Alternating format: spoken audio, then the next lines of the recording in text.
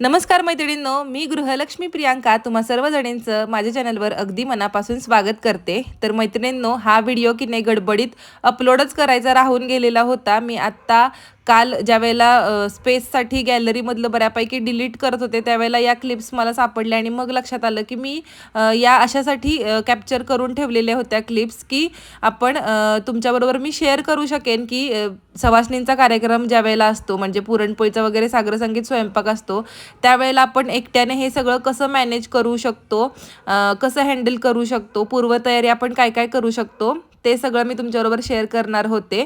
So मग मी आज हा व्हिडिओ शेअर करत आहे। तर तुम्हालाही जर जाणून घ्यायचं असेल काय काय पूर्वतयारी आपण करायची किंवा कसं आपण मॅनेजमेंट करू शकतो तर व्हिडिओ स्किप न करता शेवटपर्यंत नक्की पहा।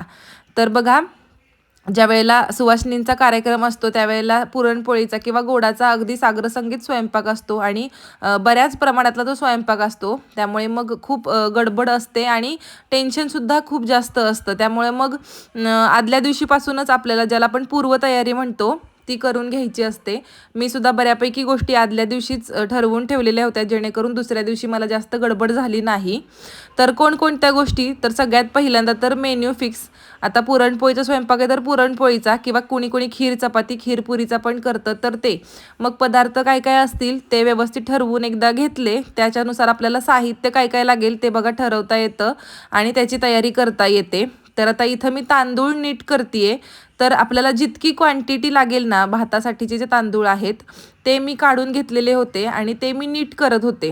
आता हे कशासाठी करते मी, तर जेव्हा आपण दुसऱ्या दिवशी स्वयंपाकाला घेणार तेव्हा डायरेक्ट हे नीट केलेले तांदूळ डाळ किंवा बाकीच्या ज्या गोष्टी मी काढून ठेवणार आहे त्या घेतल्या, धुवून घेतल्या आणि शिजवायला ठेवल्या, झालं इतकंच ते सोपं होऊन जाईल।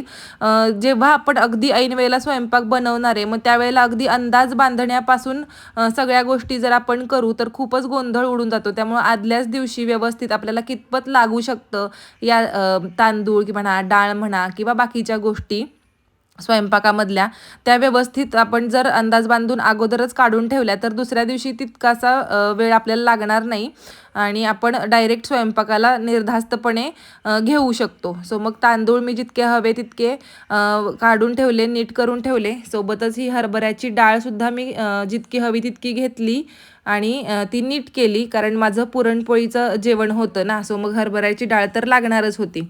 तर मग तीसुद्धा व्यवस्थित नीट करून घेतली आणि आपल्याला जर अंदाज बांधता येत नसेल, जर म्हणजे समजत नसेल किती घ्यायचं तर आपण ॲटलिस्ट इकडे तिकडे विचारपूस करू शकतो, आईला म्हणा, सासूबाईंना म्हणा किंवा अगदीच आपण स्वतः आपल्या घरात किती लोकांसाठी बनवतो बाबा त्याच्या पटीत आपण किती सवासणी घालणार आहे तेवढ्या पटींनी सुद्धा आपण ठरवू शकतो की आपल्याला किती क्वांटिटी लागेल।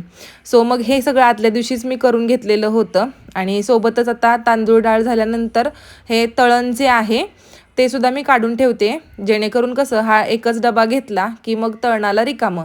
सो मग हे तांदूळ डाळ आणि तळण हे पदार्थ तर मी काढून ठेवले।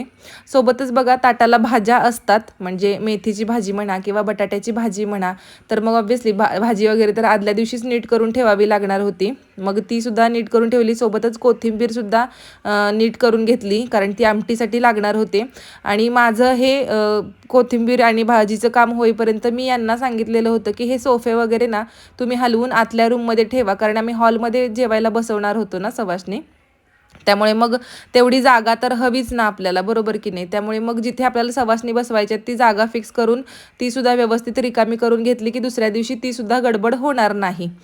मग आता हे झालं, भाजी झाली व्यवस्थित नीट करून, कोथिंबीर झाली, त्याच्यानंतर लसूण तो सुद्धा आदल्या दिवशीच करून ठेवलेला होता। वाटण काय मी आदल्या दिवशी नाही केलं, त्याच दिवशी करणार सकाळी सकाळी ताजं, कारण त्याचा वास जातो ना, मला नाही आवडत म्हणून। आता ही भांडी महत्त्वाची, आता आम्ही तिघंजणच राहतो ना त्यामुळं मग खाली वापराला कमी ताटं वाट्या ठेवलेल्या असतात मी।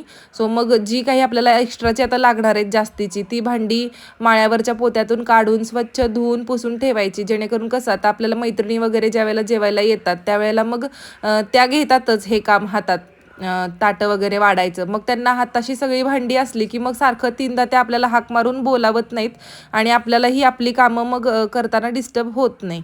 त्यामुळं मग भांडी वगैरे सुद्धा आदल्या दिवशीच काढून ठेवायची. सोबतच ओटीचं जे काही साहित्य असेल, ब्लाऊज पीस, त्यानंतर तांदूळ, गव्हाच्या पुड्या वगैरे ज्या काही असतात त्या, आणि तुमच्या इच्छेनं तुम्ही काही समजा भेटवस्तू देणार असाल तर ते सुद्धा आदल्या दिवशीच व्यवस्थित काढून, आणि 1-2 जास्तच ठेवायचं त्याच्यामध्ये. कारण कसं आहे, आपण 1-2 जास्तच सांगितलेले असतात सवाशनी, आणि मग सगळ्याजणी, कारण कुणाकुणाचं कॅन्सल पण होतं ना अधूनमधून, त्यामुळे आपण 1-2 जास्तीच्याच सांगतो. पण कधी कधी सगळ्या पण येतातच ना, मग 1-2 ब्लाऊज पीस जास्तच असावे त्याच्यामध्ये, त्यामुळे ते सुद्धा अगोदर काढून घ्यायचं.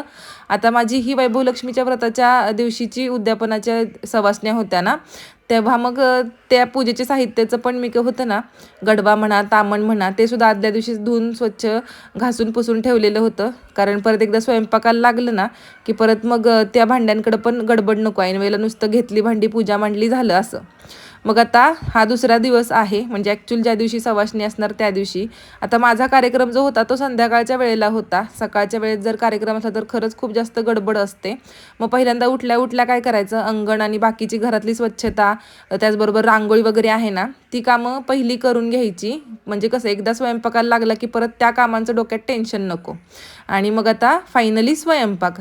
तर पहिली आणि महत्त्वाची जास्त वेळ लागणारी गोष्ट म्हणजे डाळ शिजवून घेणे. मग आता इथं मी हरभऱ्याची डाळ शिजवायला घेतली आणि पहिल्यांदा वाटण करून घेतलेलं आहे. कारण बघा, ऐन वेळेलाच लाईट नेहमी जाते, त्यामुळे मग वाटण तेवढं राहतं. मग तेही मी करून घेतलं.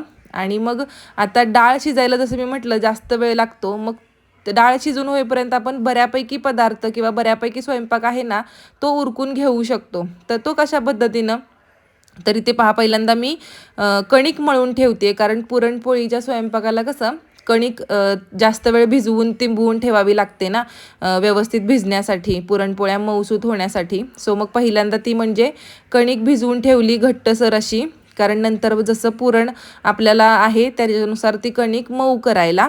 आणि त्याच्यासोबतच मग घेतलं ते म्हणजे कांदा चिरायला भज्यासाठीचा. तर आता हे सुद्धा आपण कसं, भज्याचा कांदा चिरून त्याच्यामध्ये हिरवी मिरची, त्याच्यासोबतच मीठ आणि ओवा हे सगळं लावून ठेवायचं, जेणेकरून त्याला प्रॉपर ते सगळं पाणी सुटेल कांद्याला. आणि मग ऐन वेळेला फक्त ह्याच्यामध्ये बेसन पीठ घेऊन मिक्स करून आपण भजी करायला घेऊ शकतो. सो मग भज्याची तयारी करून घेतली सोबतच. बघ आता एकट्यानंच सगळं मॅनेज करायचं म्हटल्यानंतर कसं, एकही मिनिट वाया जाऊ द्यायचं नाही अशा हिशोबानं मी काम करत होते. त्यामुळे मग व्यवस्थित प्रॉपर असं आदल्या दिवशीच प्लॅनिंग केलेलं होतं की हे मी गोष्टी करणार असं. तर आता भज्याचं पीठ भिजवून ठेवल्यानंतर लगेचच वरणासाठीची डाळ लावली. अगदी साधंच वरण असतं, ज्याला गोडं वरण म्हणतात ते, पण हवं तर असतंच. सो मग ती साईड बाय साईड कुकरमध्ये डाळ शिजून जाईल. आणि मग तोपर्यंत इकडं मेथीची भाजी म्हणा किंवा बटाट्याची भाजी म्हणा, त्या भाज्या फोडणीला देऊन घेतल्या. आणि जसं मी म्हटलं, एकही मिनिट वाया जाऊ देता हे सगळं काम व्यवस्थित मॅनेज केल्यामुळं कसं, ऐन वेळेला माझा गोंधळ झाला नाही, स्वयंपाक वेळेवर तयार झाला. कारण असे स्वयंपाक वेळेवर तयार होणं खूप गरजेचं असतं, कारण आपण दुसऱ्यांना बोलवलेलं असतं आपल्या घरी जेवायला, बरोबर की नाही. त्यामुळे मग प्रॉपर प्लॅनिंगनीच असलं की ते योग्य पडतं. सो मग म्हणून मी तुमच्याबरोबर हे सगळं शेअर करत आहे.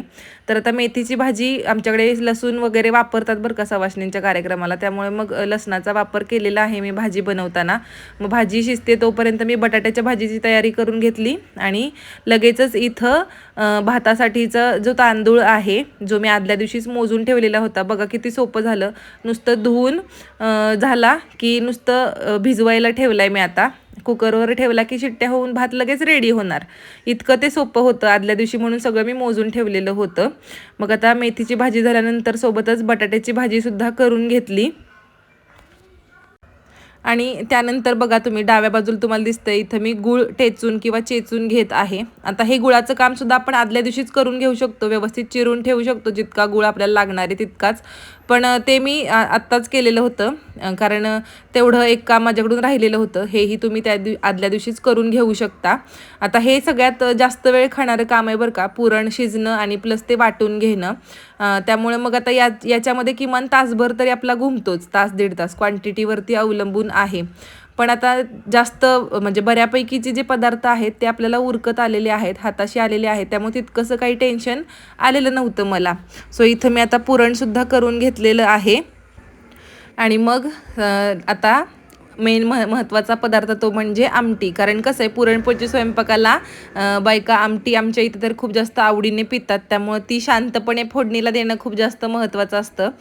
काय म्हणायचं, त्याची चव व्यवस्थित आली पाहिजे ना असं. सो मग बाकीचे पदार्थ होत आले होते, त्यामुळे मग थोडंसं रिलॅक्स ज्यावेळेला झालं डोकं, तेव्हा मग मी आमटी फोडणीला दिली आणि छान झालेली होती आमटी. आता मी काही प्रॉपर रेसिपी वगैरे दाखवत नाही. परत जेव्हा मी पुरणपोळीचा स्वयंपाक बनवेन ना, त्यावेळेला तुम्हाला मी आमटी कशी बनवते, कटाची आमटी, त्याची रेसिपी शेअर करेन नक्कीच.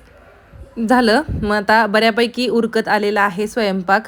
तर मग आता आमटी कसं जास्त खळखळून द्यायची नसते, फक्त मोहर आपल्याला त्यातमध्ये आहे ना तो मुरवून घ्यायचा असतो, त्यामुळे थोडंसं ढवळत थोडंसं राहावं लागतं. त्याच्यानंतर मग जसं मी म्हटलं, भज्याचा कांदा अगोदरच चिरून ठेवला असल्यामुळे त्याच्यामध्ये कसं नुसतं बऱ्यापैकी पाणी सुटलं असल्याने जितकं मावेल इतकं बेसन पीठ घालून लगेचच भजीचं पीठसुद्धा तयार झालं. मग इथे बघा मी हे करून घेत आहे, काय तळण. आणि तळण तळून झाल्यानंतर लगेचच मग भजी. बघा म्हणजे आपला मेन्यू काय काय झाला, तर महत्त्वाचं म्हणजे आमटी, त्यानंतर गोडं वरण, भात, तळण, दोन्ही भाज्या मेथीची आणि बटाट्याची, सोबतच कांद्याची भजी आणि महत्त्वाची ती म्हणजे पुरणपोळी. पुरणपोळी तेवढं भाजून घ्यायला मी माझ्या मैत्रिणीला बोलवून घेतलेलं होतं. आणि इथे बघा सगळा स्वयंपाक झालेला आहे. शेवयाची खीरसुद्धा मी नंतर करून घेतली. आणि अशा पद्धतीने आपण पुरणपोळीचा स्वयंपाक जो आहे तो मॅनेज करू शकतो. तर बघा मला जसं जसं सुचलं आणि जसं जसं जमलं तसं तसं मी केलेलं होतं आणि तेच तुमच्याबरोबर या व्हिडिओमधून शेअर केलेलं आहे. तर मग आजचा व्हिडिओ इथेच थांबवते. भेटूयात उद्याच्या व्हिडिओमध्ये. Bye bye.